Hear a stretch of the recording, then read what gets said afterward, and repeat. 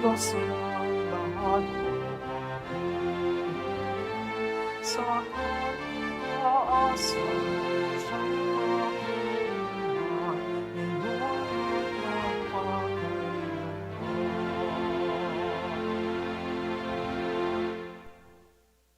Sa ngalan ng Ama, at ng Anak, at ng Espiritu Santo, Amen. ang pagpapala at kapayapaan mula sa Diyos na Ama natin at sa Panginoong Hesukristo naway sumainyo. At sumaiyo rin. Mga kapatid, aminin natin ang ating mga kasalanan upang tayo ay maging marapat gumanap sa banal na pagdiriwang. Inaamin ko sa makapangyarihang Diyos at sa inyo mga kapatid, na lubha akong nagkasala sa isip, sa salita at sa gawa, at sa aking pagkukulang. Kaya isinasamo ko sa mahal na Birheng Maria, sa lahat ng mga anghel at mga banal, at sa inyong mga kapatid, na ako'y ipanalangin sa Panginoong ating Diyos. Kaawaan tayo ng makapangyarihang Diyos, patawarin tayo sa ating mga kasalanan, at patnubayan tayo sa buhay na walang hanggan. Amen. Panginoon, kaawaan mo kami. Panginoon, kaawaan mo kami. Kristo, kaawaan mo kami. Kristo, kaawaan mo kami. Panginoon, kaawaan mo kami. Panginoon, kaawaan mo kami. Manalangin tayo.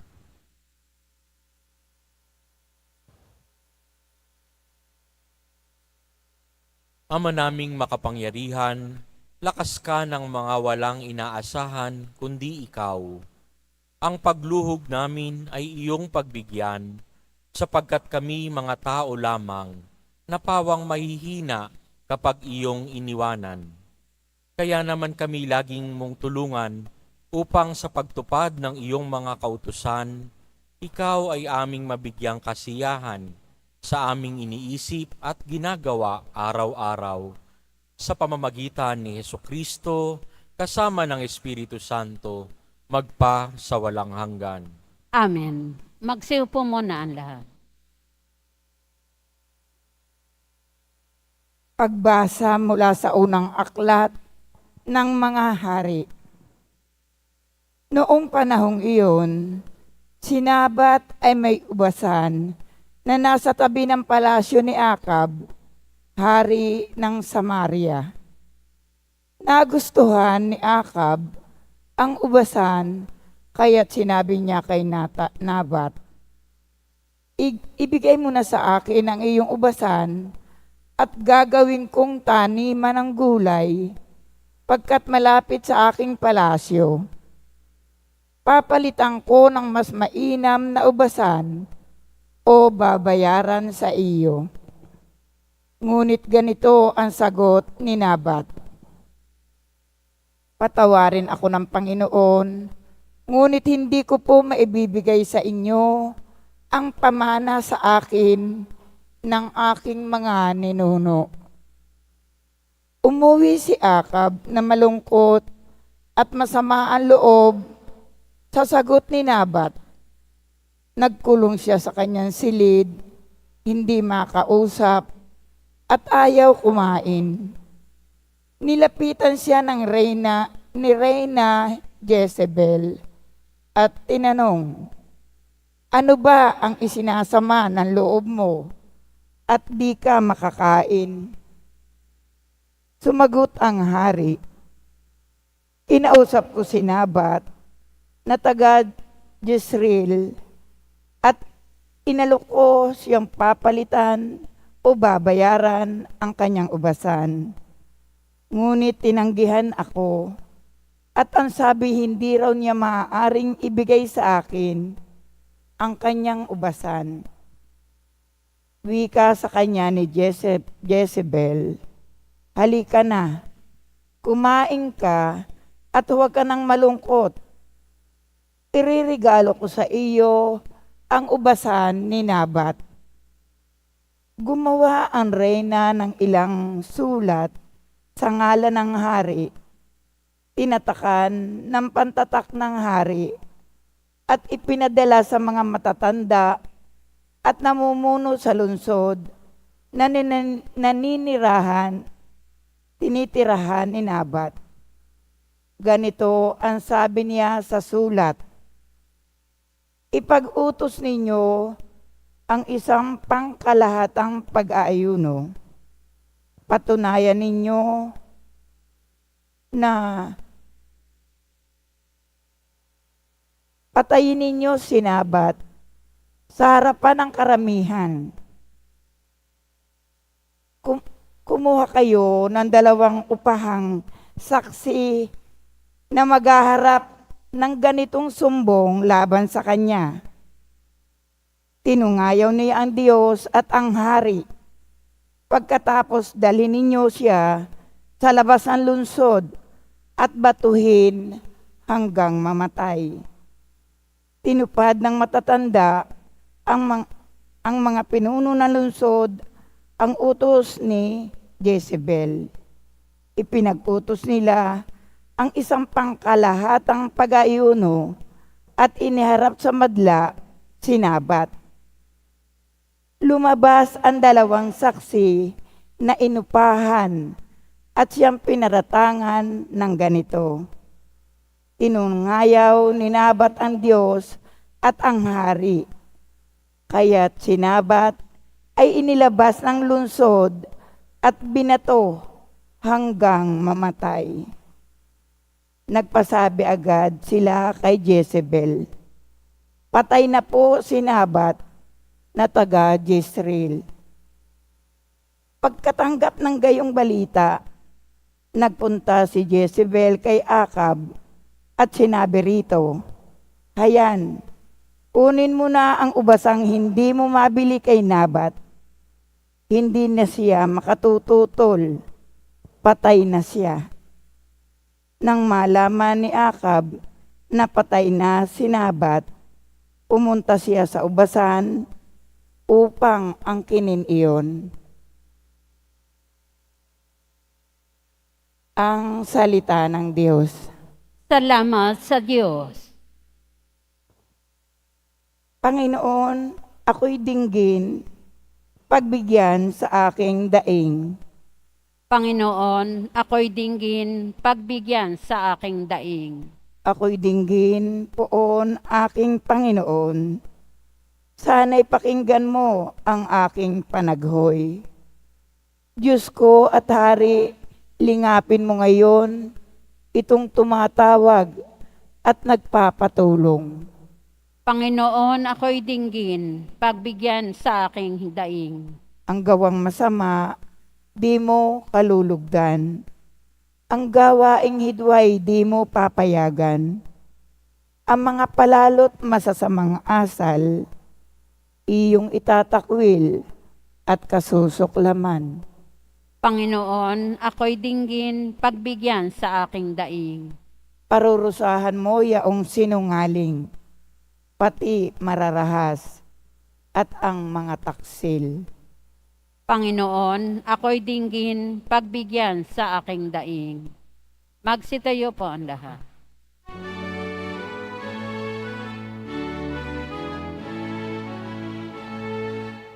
Hallelujah, hallelujah, hallelujah,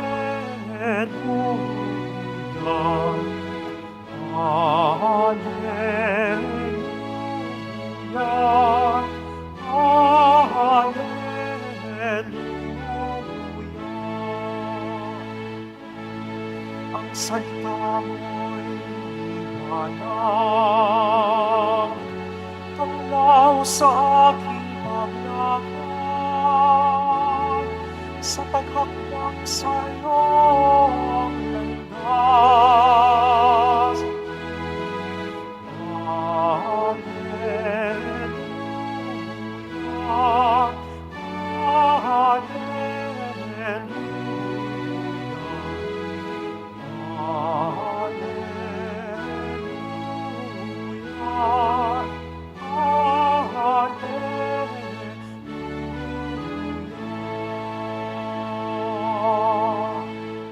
Sumainyo ang Panginoon, At sumaiyo rin. ang pagpapahayag ng mabuting balita ng Panginoon ayon kay San Mateo.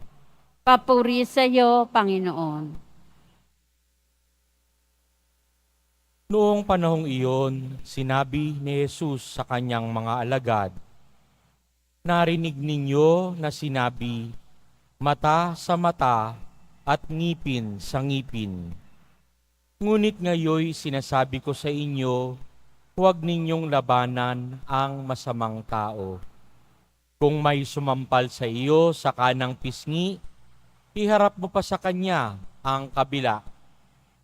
Kung ipagsakdal ka ninuman upang makuha ang iyong baro, ibigay mo sa kanya pati ang iyong balabal.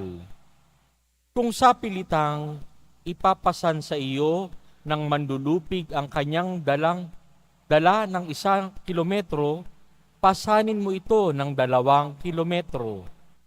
Magbigay ka sa nanghihingi sa iyo at huwag mong pahindian ang nanghihiram sa iyo." Mga kapatid, ang mabuting balita ng Panginoon. Pinupuri ka namin, Panginoong Heso Kristo. Magsiupo mo, Nanda. Tayo pong Pilipino, lalong-lalo na pag nagawi dito sa Quiapo o sa Divisoria, pag may bibilihin tayo, hindi po pwedeng hindi tayo hihingi ng tawad. No? Pag may tinanong tayo, magkano po ito? At sinabing, yan po ay 100. Hihingi tayo ng tawad. Pahingi naman ng tawad. Baka naman po pwedeng 80 na lang. Ang tindera o tindero, kapag pinagbigyan kayo, nakahingi kayo ng tawad. So ang isa pang word na pwede nating sabihin sa pagtawad ay pagbibigay. At yun po yung tinuturo rin sa atin ng Diyos. Matuto tayong magbigay. Tinuturuan niya tayo na kailangan tayong magbigay upang maging mabuting tao. Kapag may kagalit o kapag merong may galit sa atin, pag sinunod natin yung mata sa mata at ngipin sa ngipin, lahat po tayo ay bulag. Lahat po tayo ay magiging bungal. Eh di ang pangit na po natin, no? So, instead na ang igaganti din natin ay galit, matuto tayong magbigay. Merong study po na kapag ang tao ay isang galit, no, galit siya ngayon, bigyan mo lang ng 90 seconds to 90 seconds to 120 seconds. So ano po 'yon? 1 minute and 30 seconds up to 2 minutes. Pagbigyan mo yung taong nagve-vent out ng kanyang anger. Kapag pinagbigyan mo to, kapag pinakinggan mo ito, kadalasan yung galit hindi naman talaga sa iyo nakatukoy. Kadalasan yung galit nasa sitwasyon o nasa anong pangyayari na hindi inaasahan, kaya may galit. Pero hindi ikaw personal. Ganon kadalasan po. So matuto tayong magbigay ng oras sa taong nagagalit. Baka kailangan niya lang mag-vent out ng anger niya. Kaya ito yung payo ni Jesus kapag ka may nanakit sa iyo, na nasampal ka sa kanang pisngi, ibigay mo yung kabila. Bakit? Kasi sa pagbibigay mo ng panahon sa kanya, na pag-iisip yung taong galit, tama ba yung ginawa ko o nabigla lang ako? So ganun po, no? Kailangan po tayong magbigay, humingi ng tawad, magbigay ng tawad. At pag nagbigay tayo ng tawad, tayo ay Kristiyano, tayo ay tagasunod ni Kristo, tayo ay tagasunod ng Poong Nazareno. Sabi po ni Saint Jerome na normal sa isang tao ang magalit, pero ang maghinto ng galit, ang may kakayahang maghinto ng galit, ay isang Kristiyano at tagasunod ni Kristo. Naway matuto tayong magbigay sa isa't isa ng kapayapaan at ng kabutihan.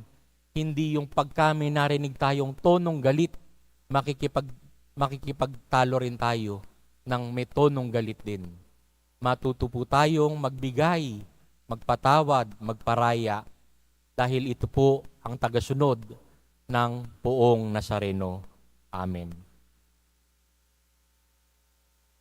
Magsitayo po ang lahat.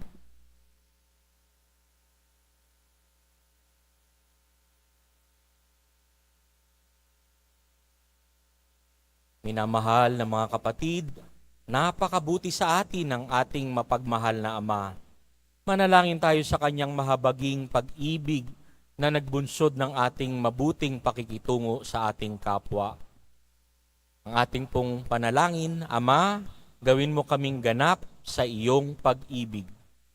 Ama, gawin mo kaming ganap sa iyong pag-ibig. Bilang bayan ng Diyos, naway maisabuhay natin ang batas ng pag-ibig ni Kristo. Manalangin tayo. Ama, gawin mo kaming ganap sa iyong pag-ibig. Ang ating mga kaaway, maging yaong mga nakasakit at nakagawa sa atin ng masama sa anumang paraan, naway mapatawad natin. Manalangin tayo. Ama, gawin mo kaming ganap sa iyong pag-ibig. Atin nawang maiwasan ang pagkakahiwa-hiwalay at pagkamakasarili para maiwaksi ang kasamaan sa pamamagitan ng paggawa ng kabutihan. Manalangin tayo. Ama, gawin mo kaming ganap sa iyong pag-ibig. Ang mga pinaging manhid ng pagkakasala, naway hipuin ng Espiritu ng Panginoon upang magbalik sila at magbagong buhay. Manalangin tayo. Ama, gawin mo kaming ganap sa iyong pag-ibig. Ang ating mga mahal na yumao, naway ligtas na maakay pauwi sa piling ni Kristo. Manalangin tayo. Ama, gawin mo kaming ganap sa iyong pag-ibig. Tahimik nating ipanalangin ang mga intensyon sa misang ito, pati na rin ang ating mga personal na kahilingan.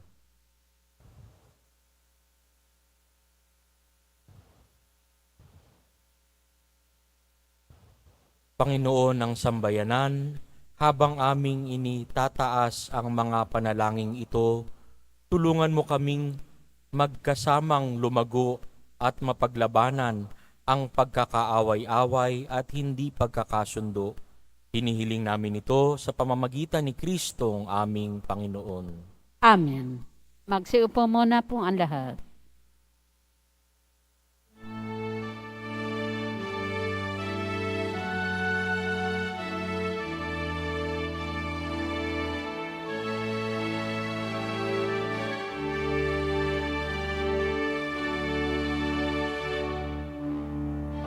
Aming alay sa iyo, Panginoon. Ang tinapay at alak na iyong kaloob upang ang iyong buhay na inialay nang tayo'y magdiwang bilang isang sambayanan.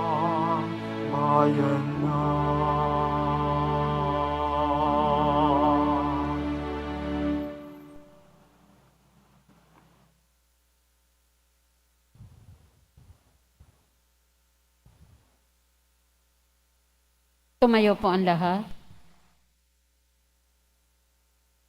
Manalangin kayo mga kapatid upang ang paghahain natin ay kalugdan ng Diyos amang makapangyarihan.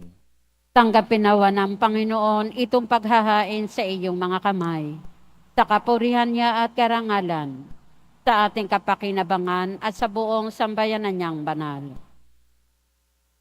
Ama naming lumikha, kami ginawa mong may angking katauhan na dapat pakainin at pangalagaan.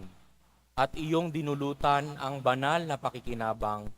Ipagkaloob mong kami huwag magkulang sa mga inuukol mo sa aming kapakanan. sa pamamagitan ni Hesukristo kasama ng Espiritu Santo, magpa sa walang hanggan. Amen. Sumainyo ang Panginoon, At sumaiyo rin. itaas sa Diyos ang inyong puso at diwa, Itinaas na namin sa Panginoon. pasalamatan natin ang Panginoong ating Diyos. Marapat na siya ay pasalamatan. Ama naming makapangyarihan, tunay ngang marapat na ikaw ay aming pasalamatan. Pinagbibigyan mong ito'y aming maihayag kahit na ito'y walang anumang may daragdag sa kadakilaang sa iyo ay likas. Sa pagpupuri namin, ang nakikinabang ay kami ring iyong pinakikiharapan sa pamamagitan ng iyong anak na minamahal. Kaya kaisa ng mga anghel na nagsisiawit ng papuri sa iyo nang walang humpay sa kalangitan, kami nagbubunyi sa iyong kadakilaan. Santo, Santo, Santo, Panginoon Diyos na mga hukbo, napupuno ang langit at lupa ng kadakilaan mo, o sana sa kaitaasan. Pinagpala ang naparirito sa ngalan ng Panginoon, o sana sa kaitaasan. Magsiluhod po ang lahat. Ama naming banal, ikaw ang bukal ng tanang kabanalan. Kaya't sa pamamagitan ng iyong Espiritu, gawin mong banal ang kaloob na ito upang para sa aming maging katawan at dugo ng aming Panginoong Hesukristo. Bago niya, pinagtiis ang pusang loob na maging handog, hinawakan niya ang tinapay, pinasalamatan kaniya, pinaghati-hati niya iyon, iniabot sa kanyang mga alagad at sinabi, "Tanggapin ninyong lahat ito at kanin, ito ang aking katawan na ihahandog para sa inyo."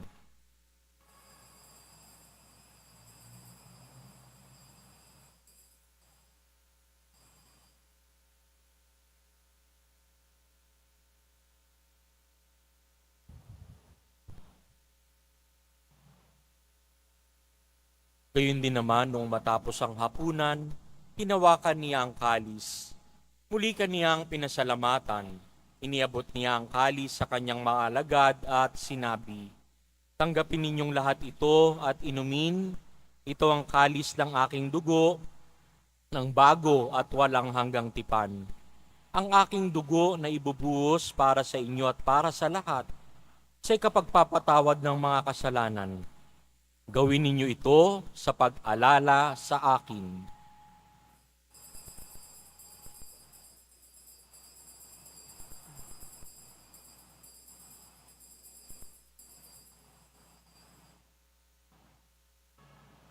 Magsitayo po ang lahat. Ipagbunyi natin ang misteryo ng pananampalataya. Si Kristo'y namatay, si Kristo'y nabuhay, si Kristo'y babalik sa wakas ng panahon.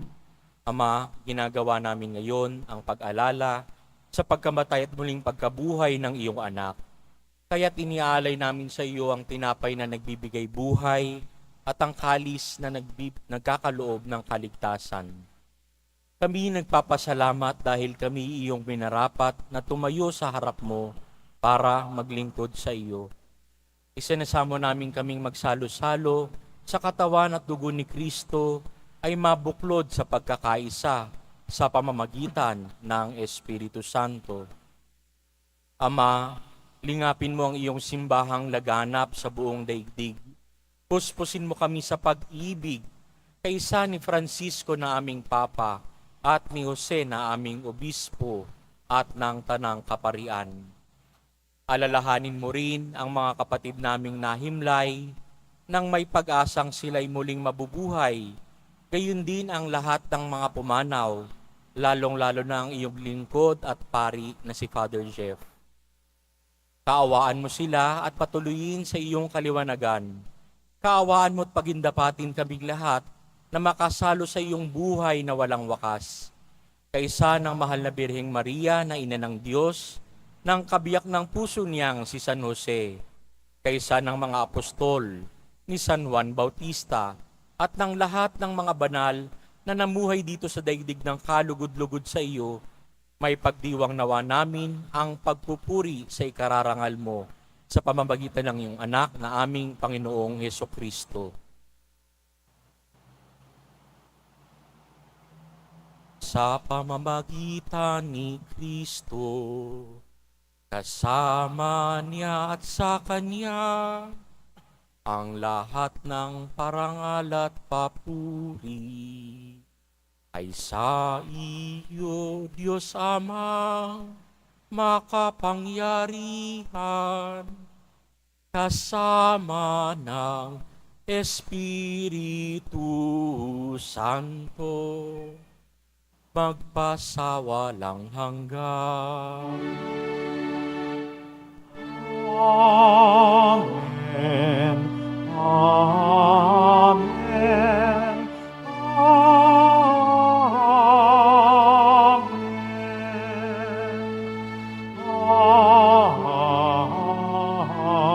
Amen.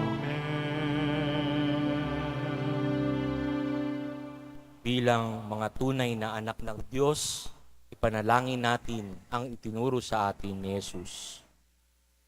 Ama namin, sumasalangit ka, sambahin ang ngalan mo. Mapasa amin ang kaharian mo. Sundin ang loob mo dito sa lupa para ng sa langit.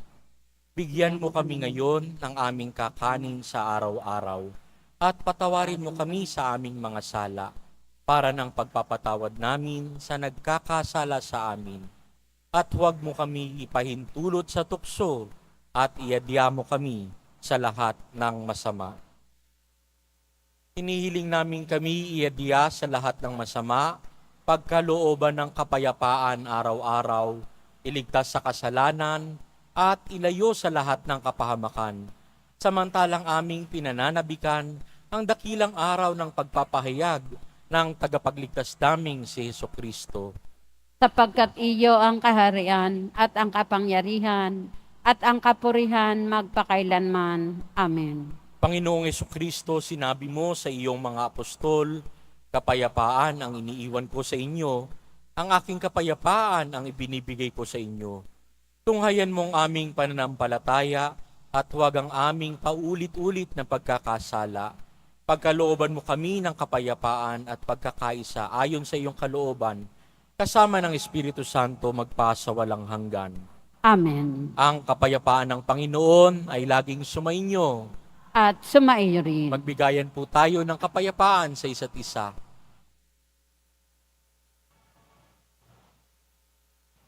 Kordero ng Diyos na nag-aalis ng mga kasalanan ng sanlibutan, maawa ka sa amin.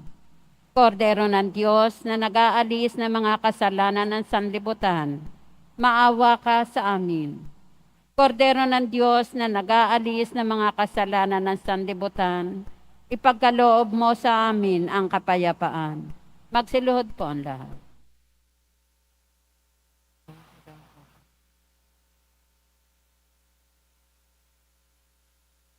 Ito si Jesus na handang magpatawad lagi, ang kordero ng Diyos na nag-aalis ng mga kasalanan ng sanlibutan. Mapapalad tayong inaanyayahan sa kanyang banal na piging. Panginoon, hindi ako karapat-dapat na magpatuloy sa iyo, ngunit sa isang salita mo lamang ay gagaling na ako.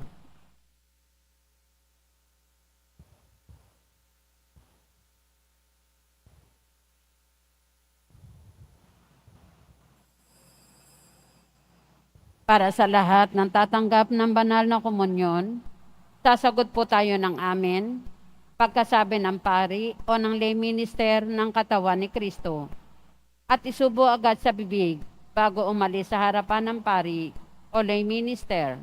Tumunod po tayo.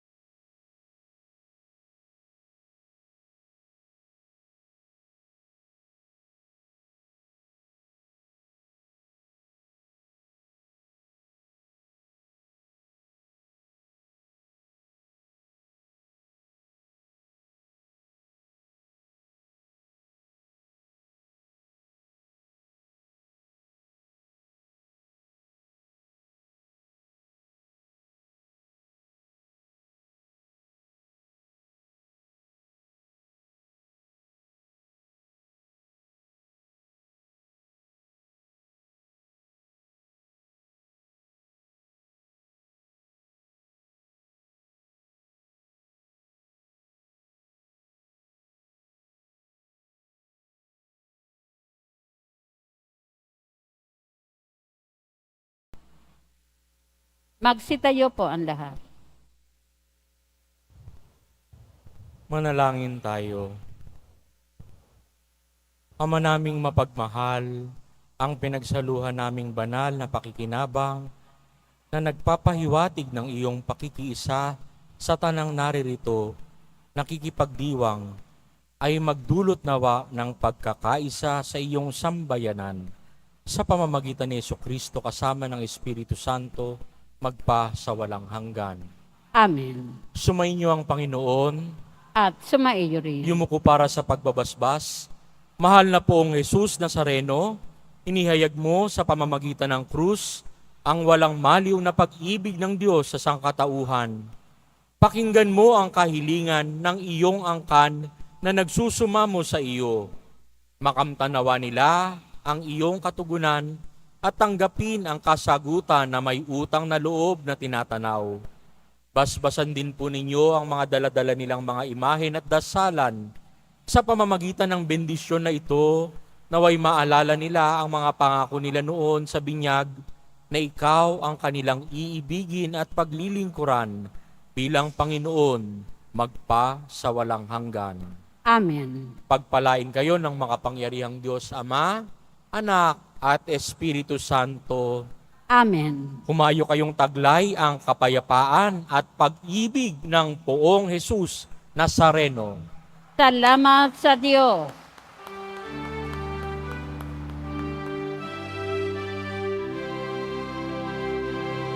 Nuestro Padre Jesus Nazareno, sinasamba ka namin, ibinto ka namin, aral mo ang aming buhay at kaligtasan. Nuestro Padre Jesus Nazareno, iligtas mo kami sa kasalanan.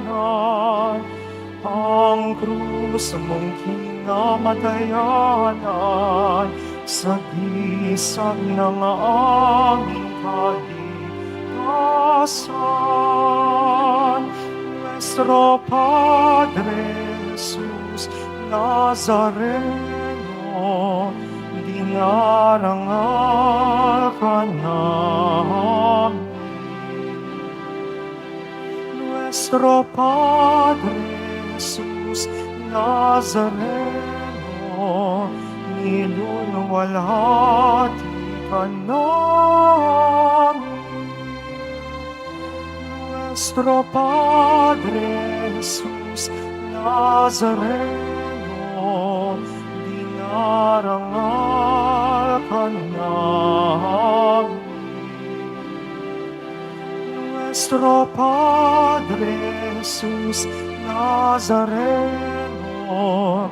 niluluwalhati ka namin.